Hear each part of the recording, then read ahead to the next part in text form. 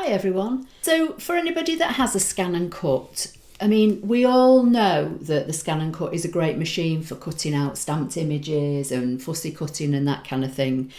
But I think for me personally, the background scan facility and the fact that we have an inbuilt scanner just makes this machine so versatile. So one of the things I like to do is use up some of my scraps and pre-cut shapes that are within the ScanNCut machine. So for instance, this is just some of my pinks. This is all Stampin' Up card. And what I do, I store my scraps with my main A4 card. So I will go through, I'll pick some colours, and I'll go through and I'll pull out some of the scraps. Okay, so like here you can see there's quite a lot. So I've gone through this little pile of pinks. I've got my standard mat here and I've pulled out some of the scraps. And then what I'll do is I will put them on my mat. And now this, as I say, this is all Stampin' Up cardstock and it's all the same thickness. So I would lay them all out like so, give them all a good burnish down.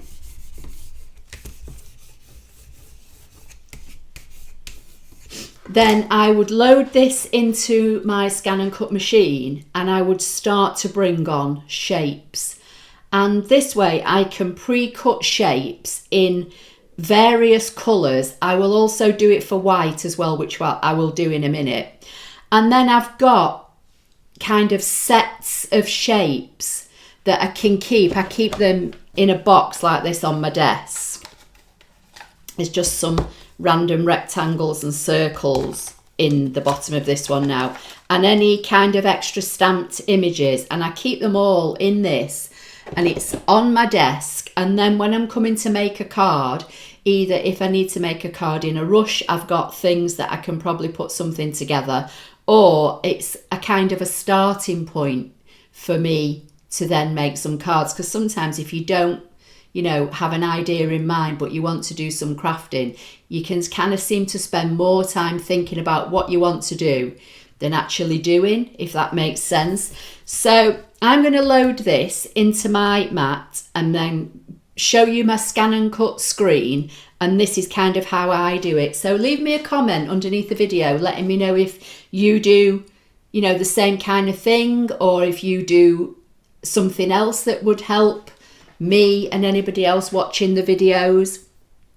It's always good to share the knowledge around what people do and how they work and how they kind of prepare. This is just one of the things that I've been doing and it kind of helps me. So let's go over to the ScanNCut machine. So I know that you probably can't see the mat very well, but literally I've just loaded that mat into my machine. I've just got my regular standard auto blade chosen. So then from here what I would do is I would go into patterns and into the basic shapes. You could go in any section on your ScanNCut machine. It doesn't really matter, but this is kind of what I do. I tend to start with basic shapes. I'll sometimes go in and I'll cut leaves and things because they're always great for tucking in behind your shapes or your stamped images, that kind of thing. But for me personally, this would be like where I would start. So, my kind of little box that I've just shown you is getting low on shapes, so this is how I would do it. So I would probably use my ScanNCut to cut things like circles and scallop rectangles, because squares and regular rectangles I can cut with my little guillotine or my paper trimmer. So I would use the ScanNCut for cutting things that are not necessarily easy for me to cut. So for instance, I would scroll down and I like this rectangle, scallop rectangle, which is BA A020. It's just one of the ones that I like. It's shown here on the top right of the screen. So I would select that, and then at this stage I would just bring it on at its default size. So I would just click set and it's on my map. Then I would go back to patterns, basic shapes, and then scroll down, and I'd maybe either choose another one, or I like to use circles quite a lot. So again, I would choose circles. Now for circles, I'm going to put 2 on and set them on my map. And I know they're probably too big for what I would use for a card, but I'll leave them there for now. So I've got 1, 2, 3, 4, I've got 5 pieces of card on my map, and I've got 3 shapes. So then I would go back to add, pattern, basic shapes, and scroll down and have a look and see if there's anything else that I kind of like the look of. Stars are always quite nice. They're handy to have, so I'd probably choose a star and put a star on. And I think just for the sake of the video, I'm going to choose a scallop rectangle. I'm going to go to edit, object edit, and say I want 2 of those. And okay, so now I've got 5 items on my ScanNCut screen. So I'm going to say, okay, do a background scan and start, and let the map go through with those 5 pieces of card that you've just seen me put on my mat. And then I would look at the size of the card compared to the size of the shape that's on my screen and kind of resize it accordingly. So for this one, for instance, on the dark pink, I'm going to go into edit, object edit, go to the size icon. The default size is always, if you work in inches, 3.94, and it says it's 2.62 high. I would likely take that width down to about 3 inches or 3.5. At this point, I'm not being too precise, to be fair. I just want to cut shapes and put them on my mat and use the scrap. And then if I want to cut a layer to go on top of this in white, hopefully I've either got something or I can cut something down the line. But this is kind of just a way of using up the scraps. So I'm going to choose the other one. I'm going to take this one down to about 3 inches. And I'm going to position it. I might have to rotate this one. So I'm going to go, okay, rotate 90 degrees and just see if it will fit within that space, because this piece of pale pink at the top has actually had things cut out of it in the past. So I'm going to say okay, okay. I'm going to go into the wrench and I'm just going to make the background darker, just so I can see if that scallop rectangle is going to cut out without cutting into those circles. And then I just do the same for the other shapes. So for the star, I'm going to go into object edit. I'm going to size it down again and pop that over there. And then I'm going to do the same with the circles. I might make the circles about, let's see, maybe 3 inches or maybe less. We'll go for 2.75 because I tend to sometimes want to stamp on a circle or use it for something else. So let's see, let's take this down to 2.75 and see if that'll fit on there. Yeah, it will. And then for this one, I'm going to take this one to about 2 inches and see if I can get that on there. I'm just wondering if I can get 2 of these out of this pink piece. So I'm going to go add and see if I can get 2 on there. So I've got 2 circles on the bottom left. I've got a star, I've got a rectangle up here. I can always go back and add in some other circles if I want to.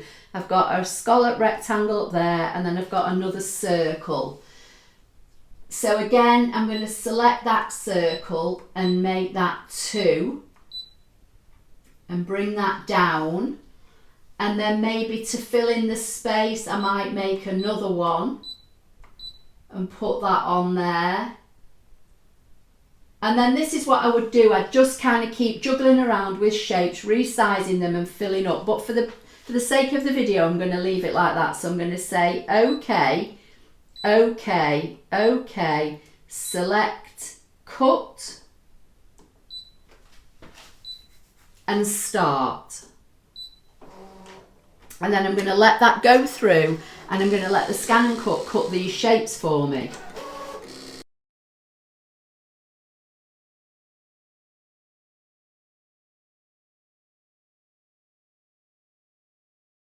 So they're all cut. So what I'm going to do now is I'm going to say okay, and I'm going to unload the mat. And then what I would do from here is, as I say, if I wasn't filming, I'd probably leave this on and go back and add some circles or something. But for now, I'm just going to bring off the shapes, and then, you know, stuff like this, obviously you just throw away. So I've got 2 rectangles, I've got 2 circles.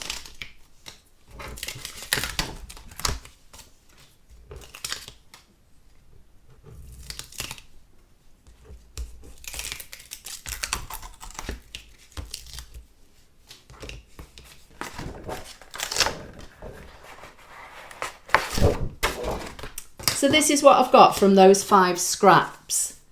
So 2 circles that measure 2 3/4 of an inch, a scallop rectangle that is 2 1/4 by nearly 3 1/2, another one that's smaller, and then 3 smaller circles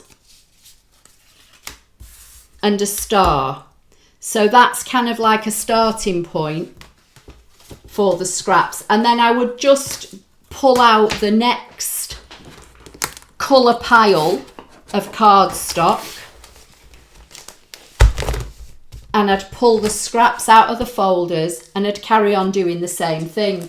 And I'd, you know, I tend to use scallop rectangles and circles more, as I say, for just basic squares and rectangles. I'm more likely to cut them with my paper trimmer. Having said that, you know, I have cut them in the past. Like I've got in here, I've just got some circles and some rectangles. These were cut from white scraps.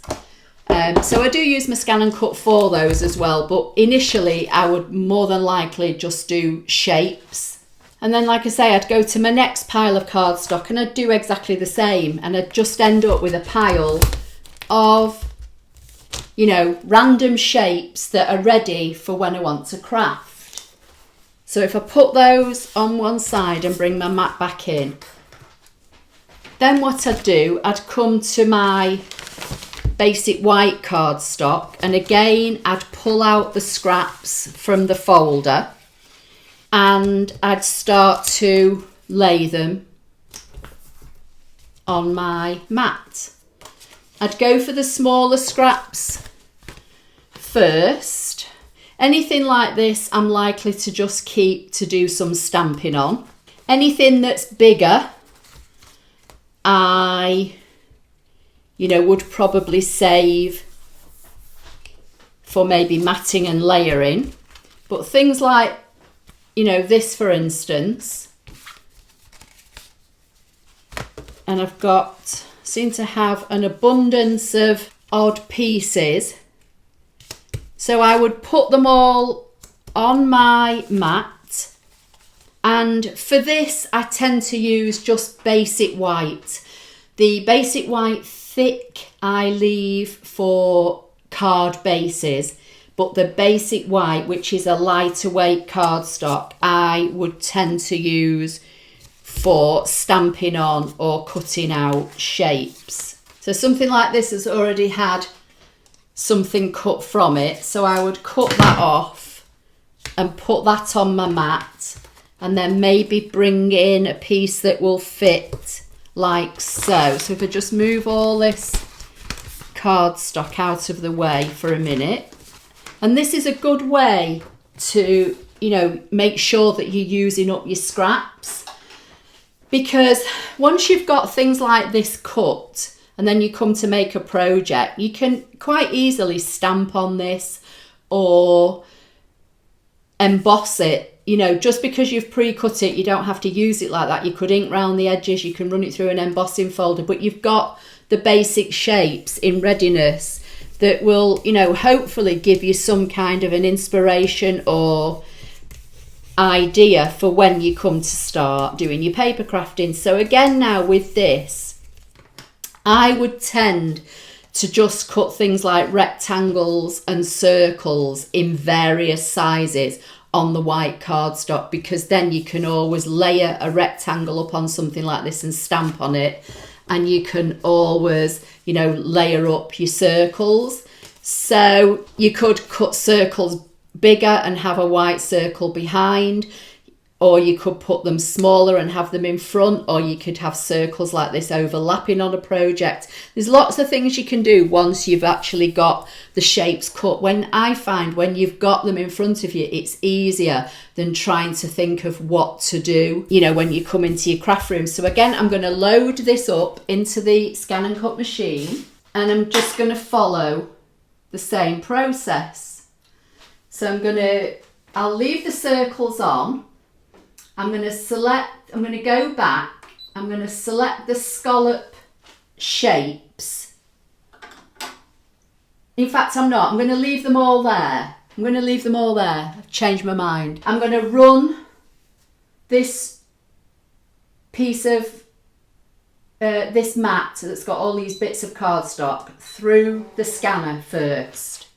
Okay, I'm just zooming in a little. You probably won't see this as good with it being white cardstock.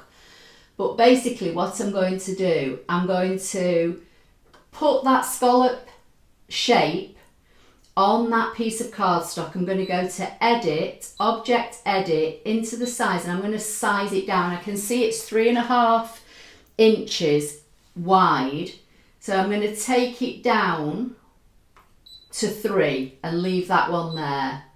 This one hopefully will fit on here, but again, I'm going to take it down to 1.75 or there or thereabouts.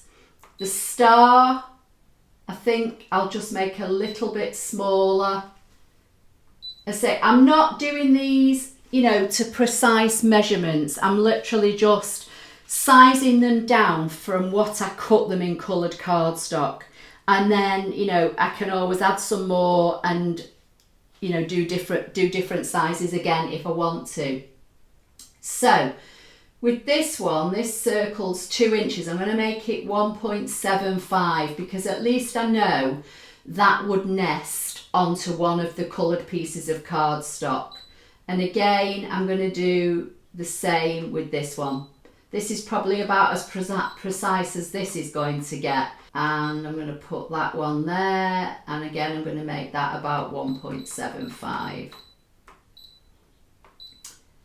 Then this bigger one is 2.75 inches, so I'm going to make that 2.5 or thereabouts, just because I know it will nest onto the big pink one that I've cut. Now I'm going to move that circle over there, and I'm going to move this one up here because I think this one will work on here better.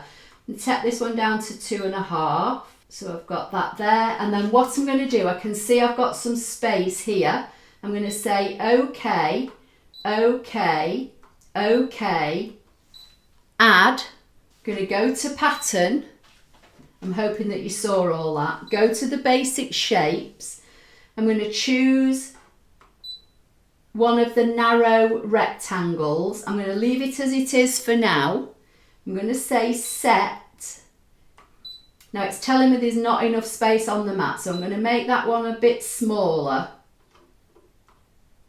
and set it just to get it on the mat. Then I'm going to go into Edit with it selected, Object Edit.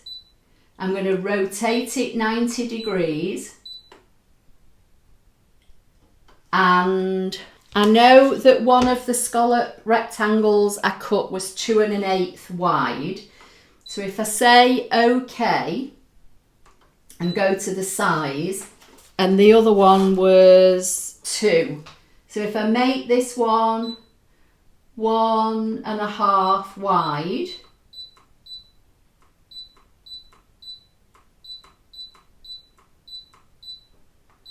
and bring that down here. Now it's 3 inches high, which is far too high. So I'm going to unlock the maintain aspect ratio. I'm going to take the height down to 2.75. And I'm going to try and get another one on that's about 2 inches by 3 if I can. So I'm going to say OK, add another one because it's still selected, and see if I can get that one up there. Go to the size, and I need about 3 inches high by 1.75 inches wide. So if I take this one up to 3 inches and see where that gets me on the width, and I think we'll probably be okay. So now I've got a bunch of shapes ready to cut from white cardstock. So hopefully I'm going to say OK, OK, OK, OK again, select and cut and start, and then let this one go through and cut all those shapes for me.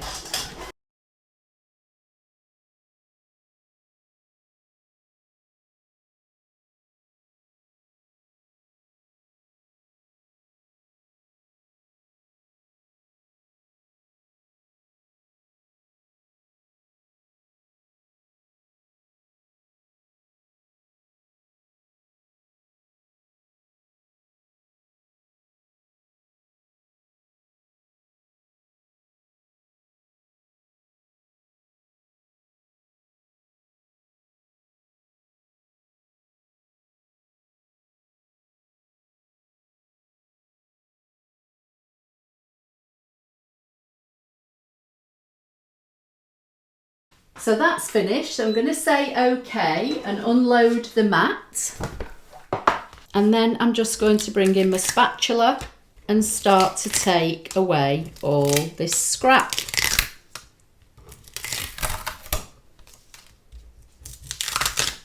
And anything that you've got left, you know, that you might get a small, say 1 inch circle or something out of, you can keep, or it depends what you like with your scraps basically. If you know, really want to get every last ½ an inch out of your scraps, then, you know, reuse them. I will tend to go so far and then I'll think, well, you know, that's enough, and I'll throw the scrap away. But I know some people, you know, like to get every last ounce, but that's the beauty of having a ScanNCut with the scanner in it, because you can do that. So let's just get the star off. I'll get my mat out of the way. So this is what I've got. So then what I would do, I would bring in my little box that I keep on my desk, and as I say, you can see I've got some rectangles and a circle. See what else we've got in here. Got more kind of rectangles in, you know, varying sizes. That shouldn't be in there really. I think it's just a stray piece that's got into the box. But again, you can see sometimes what I do, I'll cut them and then or I'll use my dies to cut them. Like this one's been cut with the stitched, not sure how well you're going to see that actually, it's got the stitched detail around them. So sometimes I'll use the scraps and I'll just have, you know, ½ an hour or so where I'll pull some scraps out and I'll get some stitched dies out and I'll do it with dies. But the majority of the time I tend to just do it with my ScanNCut. So for the circles I've cut today, you can see that I've got some circles that would nest. So I could stamp on that and, you know, build a card up from there. So I've got those two. For the smaller circles, again, I've got circles that will nest.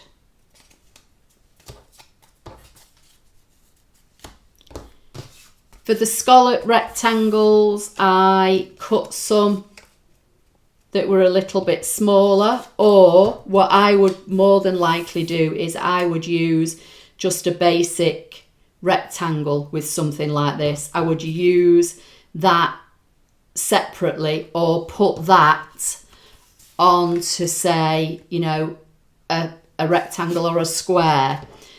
Where's my smaller one? So then my smaller rectangle would go with this one, and then I've got the star if I wanted to lay the star up, and then I've got a couple of extra shapes. So all these shapes now will go into this box, and as you can see, I've got some things that I've already previously cut that I keep in here, and then it would be so easy to, you know, make a card if I wanted to,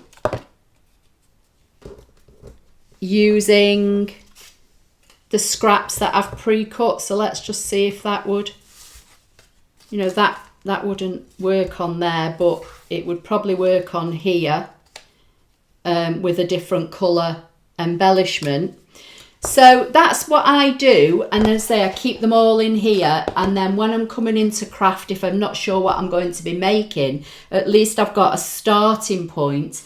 Then what I would do, I would pull in something like the 6x6 Designer Series paper packs. This is the brights, this is the in colours, and I would try and, you know, then have a look and see if I've got any papers in here that would go with anything that I've already got in my box. And it kind of, it just takes a lot of the thinking out of it for you. So in my next video, I'm going to be making a card, and I'll probably use some of these shapes that you've seen me cut today. But as I say, I hope that was helpful for you.